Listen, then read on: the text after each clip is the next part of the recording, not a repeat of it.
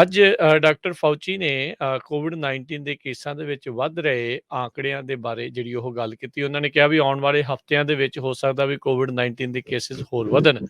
Capital ਹਿੱਲ ਦੇ ਵਿੱਚ Nancy Pelosi ਤੋਂ ਲੈ ਕੇ ਹੋਰ ਬਹੁਤ ਸਾਰੇ ਜਿਹੜੇ ਵੱਡੇ-ਵੱਡੇ ਲੀਡਰਸ ਆ, ਉਹ ਕੋਵਿਡ-19 ਦਾ ਸ਼ਿਕਾਰ ਹੋਏ ਨੇ।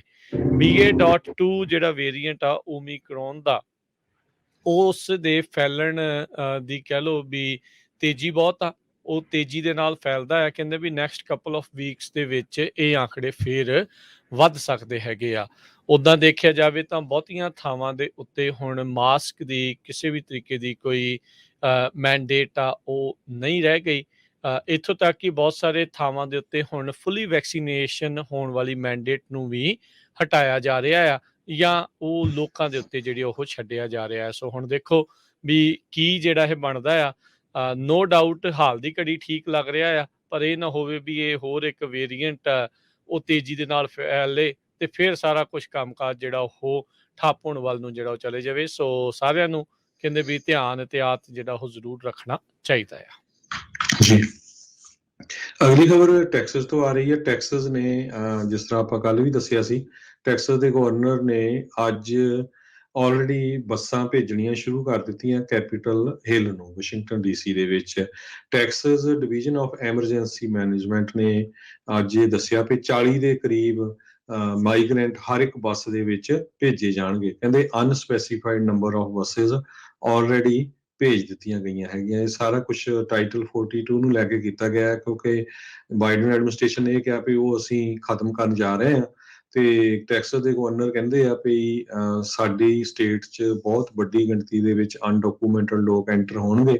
ਸੋ ਉਸ ਕਰਕੇ ਤਾਂ ਕਿ ਪੂਰੀ ਅਮਰੀਕਾ ਦੇ ਵਿੱਚ ਦੇਖਿਆ ਜਾ ਸਕੇ, ਆਪਾਂ ਵਾਸ਼ਿੰਗਟਨ ਡੀਸੀ ਦੇ ਵਿੱਚ ਸਾਰੇ ਹੀ ਜਿਹੜੇ ਅਨਡਾਕੂਮੈਂਟਡ ਲੋਕਾਂ ਨੂੰ ਫੜਿਆ ਜਾਂਦਾ ਟੈਕਸਸ ਦੇ ਬਾਰਡਰ ਤੇ, ਉੱਥੇ ਭੇਜਣ ਜਾ ਰਹੇ ਹੈਗੇ ਜੀ। ਉੱਦਾਂ ਮਈ 29 ਨੂੰ ਇਹ ਟਾਈਟਲ 42 ਦੀਆਂ ਜਿਹੜੀਆਂ ਪਾਬੰਦੀਆਂ ਹਟਣਗੀਆਂ, ਪਰ ਇਹਨਾਂ ਨੇ ਪਹਿਲਾਂ ਹੀ ਬੱਸਾਂ ਘੱਲਣੀਆਂ ਜਿਹੜੀਆਂ ਉਹ ਸ਼ੁਰੂ ਕਰ ਦਿੱਤੀਆਂ ਨੇ।